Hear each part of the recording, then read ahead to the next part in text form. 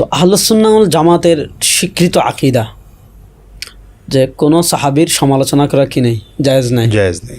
কোনো সাহাবীকে গালিগালাজ করা জায়েজ নাই, কোনো সাহাবীকে ঘৃণা করা জায়েজ নাই। আমি আপনাকে একটা ঘটনা বলি, ইমাম নাসাই রাহিমাহুল্লাহর, যে অনেকে আছে মুআবিয়া রাদিয়াল্লাহু তাআলার সমালোচনা করে। তাকে জিজ্ঞেস করা হয়েছিল যে যারা মুআবিয়া রাদিয়াল্লাহু তাআলার সমালোচনা করে তার ব্যাপারে আপনার বক্তব্য কী?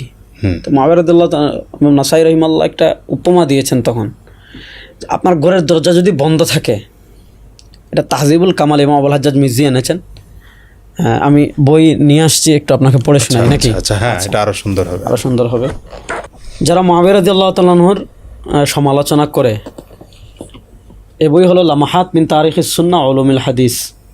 আচ্ছা, এটা আমাদের আব্দুল মালিক সাহেব হুজুর, আমাদের জাতীয় মসজিদের খতিব, তার যে খুব একান্ত কয়েকজন উস্তাদ আছেন যাদের সোহবতে থেকে তিনি আব্দুল মালিক হয়েছেন, তার ভিতর শীর্ষ যে কয়েকজন, তার ভিতর একজন শেখ আব্দুল ফাত্তাহ আবু গুদ্দা রাহিমাহুল্লাহ। আচ্ছা আচ্ছা আচ্ছা। তার লেখা শেখ আব্দুল ফাত্তাহ আবু গুদ্দা রাহিমাহুল্লাহর এই লামাহাতের সাহাবা ইকরাম রিদওয়ানুল্লাহ আজমাইনের যারা সমালোচনা করে, এদেরকে খুব শক্তভাবে তিনি কী করেছেন, খণ্ডন করেছেন। আচ্ছা আচ্ছা। দেখেন এখানে 42 নম্বর পৃষ্ঠায় তিনি একটা শিরোনাম দিয়েছেন, হুকমু মান ইয়াতানাক্কাসুস সাহাবা। যারা সাহাবা ইকরামের নাকস করে, মানে খাটো করে, সম্মানহানি করে, সমালোচনা করে, কথা বলে, আচ্ছা, তাদের ব্যাপারে উম্মার কি, ইমামদের কি মত। মানে কুতুবে সিত্তার রাওয়ীদের জীবনী লিখেছেন ইমাম আবুল হাজ্জাজ মিজি রাহিমাহুল্লাহ। তাহজিবুল কামালের একটা ঘটনা এনেছেন। তাহজিবুল কামালে ইমাম আবুল হাজ্জাজ মিজি, যিনি 742 ইন্তেকাল করেছেন, তিনি আব্দুর রহমান নাসাই, মানে সুনানুন নাসাইর লেখক ইমাম নাসাই, যিনি 303 হিজরিতে ইন্তেকাল করেছেন, তার একটা বক্তব্য তিনি সনদ সহ এনেছেন। আচ্ছা, হাসান আবু আলী হাসান ইবনে আবি বিলাল বলেন, সুইলা আবু আব্দুর রহমান আন নাসাই আন মুআবিয়াতে আবনি সুফিয়ান, যে ইমাম নাসাইকে মুআবিয়া রাদিয়াল্লাহু তাআলা সম্পর্কে কি করা হয়েছে, জিজ্ঞাসা করা হয়েছে। ফাকালা, তিনি বলেন, ইন্নামাল ইসলাম কাদারিন লাহা বাব। ইসলামের উপমা হলো একটা ঘরের মতো, যে ঘরের অনেকগুলো দরজা থাকে। আপনার যে স্টুডিওতে অনেকগুলো দরজা আছে, আপনার ঘরে দরজা কমসে কম 2-3টা থাকেই থাকে। হ্যাঁ, আচ্ছা। ফাবাবুল ইসলামি আস-সাহাবা, অবশ্যই ইসলাম একটা ঘর, এই ইসলামের ঘরে প্রবেশ করার দরজা হলেন সাহাবা একরাম।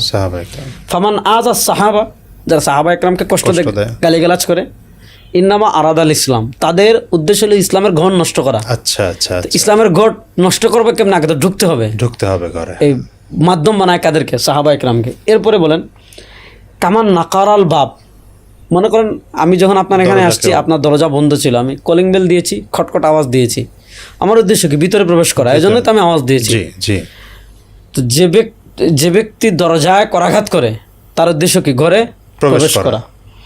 ইন্নামা ইউরিদ দুখুল আদ-দার, তার উদ্দেশ্য কি? ঘরে প্রবেশ করা।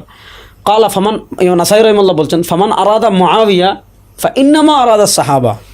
মূলত ইসলামে একদল আছে রাফিজি শিয়া, তারা সকল সাহাবা একরামকে সমালোচিত করতে চায়। এখন সকল সাহাবা একরামের সমালোচনা করার দরজা খুলতে চায় কাকে দিয়ে? হযরত মুআবিয়া রাদিয়াল্লাহু তাআলাকে দিয়ে। ইমাম নাসাই রাহিমাহুল্লাহ বলেন, যারা মুআবিয়া রাদিয়াল্লাহু তাআলার সমালোচনা করে, তাদের উদ্দেশ্য মূলত কি? সকল সাহাবীকে সমালোচিত করা। এখন সকল সাহাবা একরামকে ডাইরেক্ট যদি সমালোচিত করতে চায়, তা তো পারবে না, উম্মাহ মানবে না। এখন রাস্তা, সাহাবা সমালোচনার রাস্তা খুলতে চায় কি দিয়ে? মুআবিয়া রাদিয়াল্লাহু তাআলাকে দিয়ে। এজন্য আহলুস সুন্নাহ ওয়াল জামাতের আকীদা হলো, তার মানে এক কথা আমরা বলতে পারি, যারা ইসলামকে প্রশ্নবিদ্ধ করতে চায়, এরাই সাহাবীদের সমালোচনা করে, এরাই মুআবিয়া রাদিয়াল্লাহু, এরা সাহাবী সমালোচনার দরজা খুলতে চায় মুআবিয়া রাদিয়াল্লাহু তাআলাকে দিয়ে। হ্যাঁ, এজন্য মুআবিয়া রাদিয়াল্লাহু তাআলার সমালোচনা এটা হারাম। শুধু মুআবিয়া রাদিয়াল্লাহু তাআলা না, কোনো সাহাবীকে গালিগালাজ করা, তার সমালোচনা করা, তাকে খাটো করা,